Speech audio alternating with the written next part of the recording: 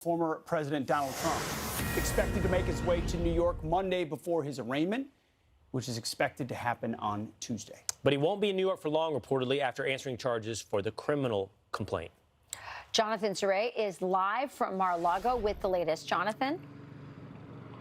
Yeah, good morning to you. Small groups of protesters, most of them in support of the former president, have been gathering on this causeway just outside the Mar-a-Lago estate that you see behind me here in Palm Beach, Florida. The former president is expected to leave his Florida estate on Monday, overnight at Trump Tower in New York, and then appear in court on Tuesday.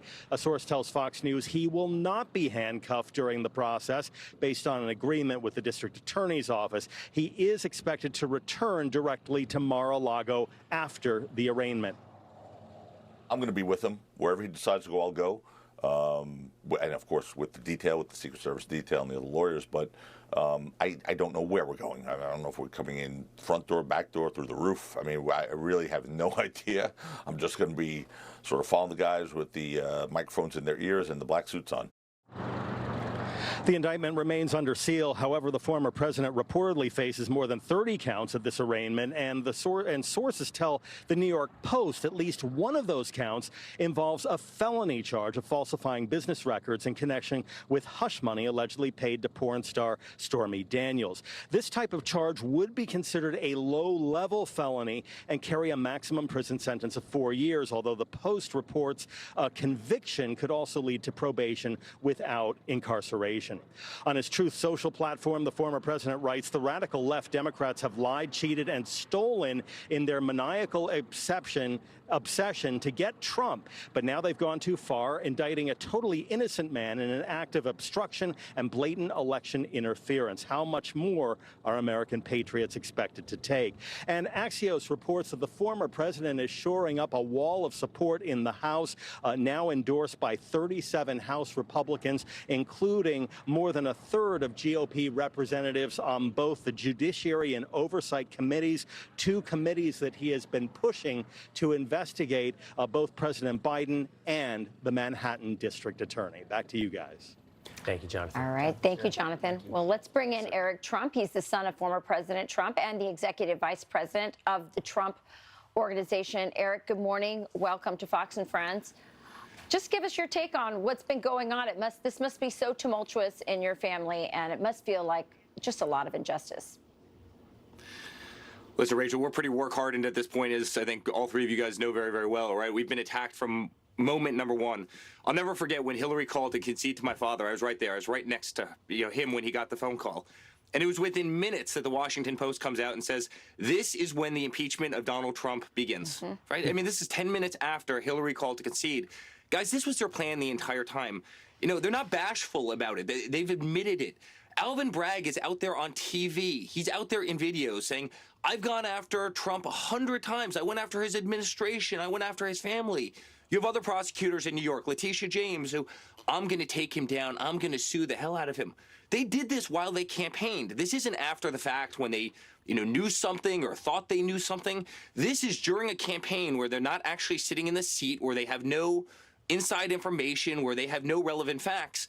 And they campaigned and fundraised off of going after my father and taking him down. Now, you guys live in New York. I used to live in New York. I know that city very, very well. I go back to New York, and I said this the other night. You literally can't walk into a Duane Reade and buy Advil because everything's locked up behind plastic because there's so much looting, there's so much crime.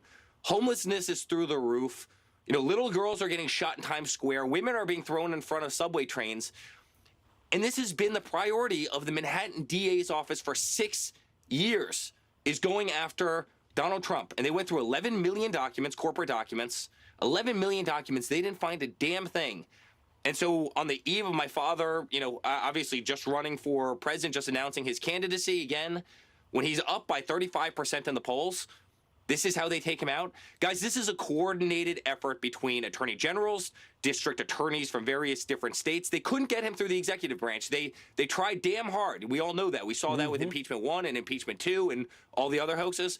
So guess what? They turned to a state level. They turned to these weaponized prosecutors funded by George Soros to go after him and his family, and it's a disgrace to this country. Eric, you guys have had to fight back from minute one. You're exactly right how you described that. How do you continue to fight back now? What does the next weeks look like for your father and your family? Well, we fight, Will. I mean, that's what we do, right?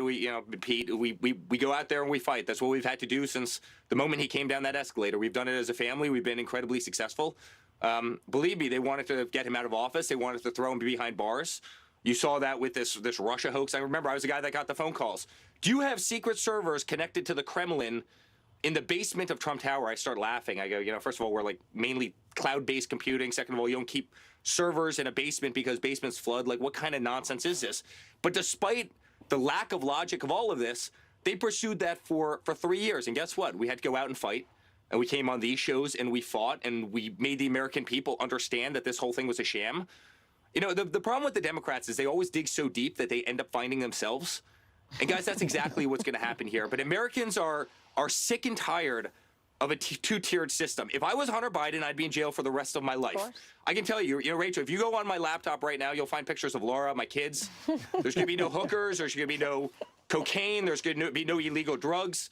It's going to be nice pictures of my two beautiful young children. But yet I'm the guy that they're coming after, while Hunter Biden sells finger paintings for $500,000 to random people all over the world who want, political Barron's influence. bedroom, and they still haven't gone into Hunter's. Yeah, I think about that. A beautiful 15-year-old kid who adores soccer. They raid his sock drawer. Yet a guy who has laptops. I mean, guys, the question I want to ask everybody, and I want to ask the whole nation, is what product was the Biden selling? I mean, you know what we do, right? We've been in the hotel world for 100 years. We've been in the golf business. We have commercial real estate, residential, retail, a bunch of other things, right? Properties like Mar-a-Lago. What product was he selling that China is writing him a check for $1 million? Yeah. And we all know the answer to that. It's kind of a rhetorical question, but guys, it's influence, and everybody knows it. That's why Hunter is taking Air Force 2 with his father, overseas. He doesn't know a damn thing about oil and gas. What does he know about the Ukraine? He doesn't speak the language, but yet he's sitting on all these boards. And yet, again, they're raiding Barron's closet, a beautiful 15-year-old kid in high school, and not doing a damn thing about Hunter. People are sick and tired of this two-tier system of justice. And guys, I have to tell you, people in this country understand it. I was on a plane. I was on a commercial flight when this whole indictment broke.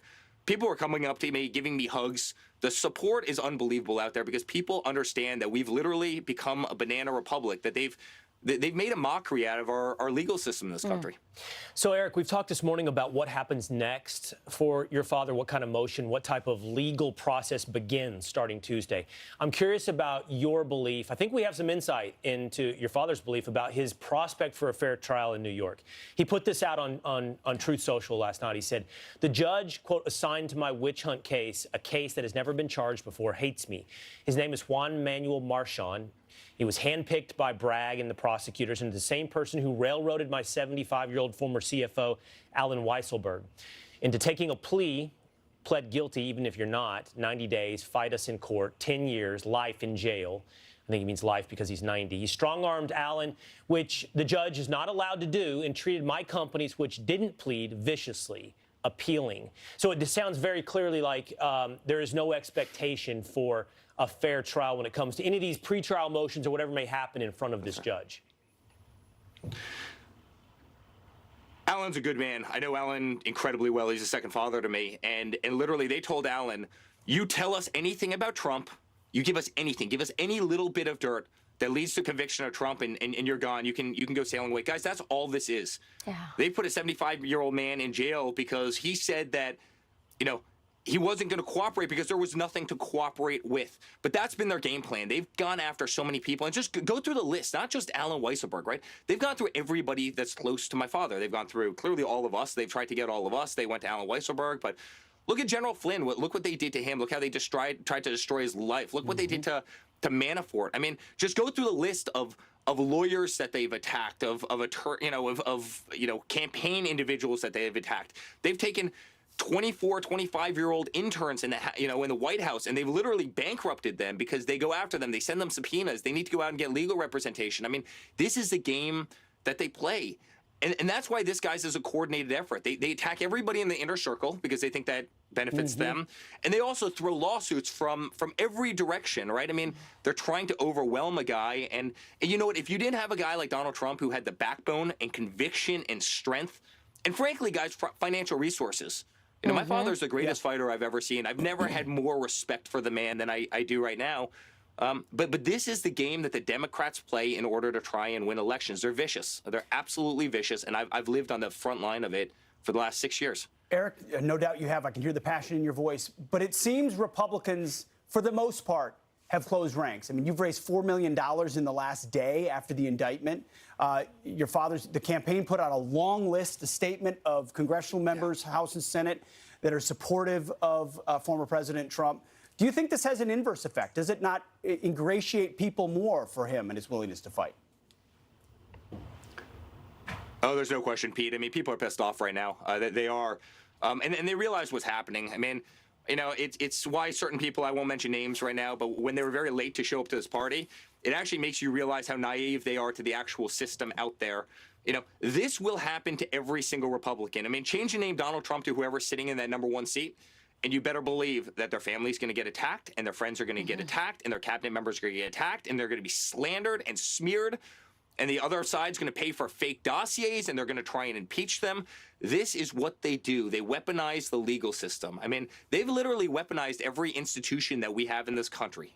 They just have, whether it be the military, whether it be the DOJ, whether it be the FBI, whether it be big pharma, media, social media, censorship. That's their playbook. Schools, higher education, lower education, guys, that's their playbook. They weaponize everything to their advantage. Go out and win at the ballot box, but people are sick and tired of indicting a guy who's literally leading by 35 points because, they realize that their candidate can't walk up the stairs to Air Force One without tripping and falling on himself. Yeah, Eric, it's interesting. I do think that there is a groundswell of support for your father because they do feel like this is a political persecution. But a lot of it is also because they look at what's happening to your father and they go, what does that mean for me? They saw the way some of his supporters were so unfairly treated at January 6th, many of them still sitting in awful prisons without proper justice being applied to their cases. So just talk briefly, we don't have a lot of time, but why this should matter to every American, whether you like Donald Trump or not. Yeah.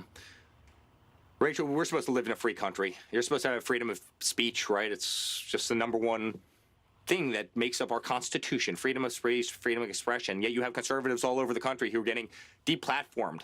Their businesses are getting shut down. Their banks stop banking them. Their web service providers decide to turn them away.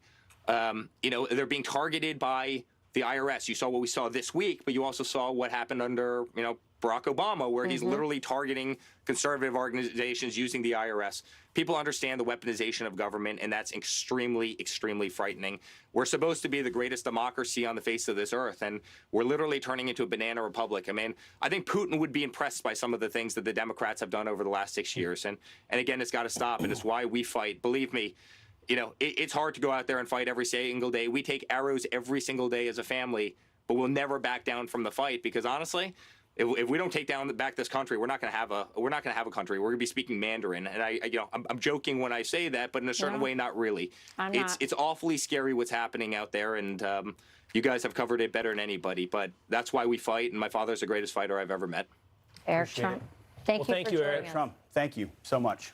Really appreciate it. Guys, thanks so much. Good to be on. Yeah.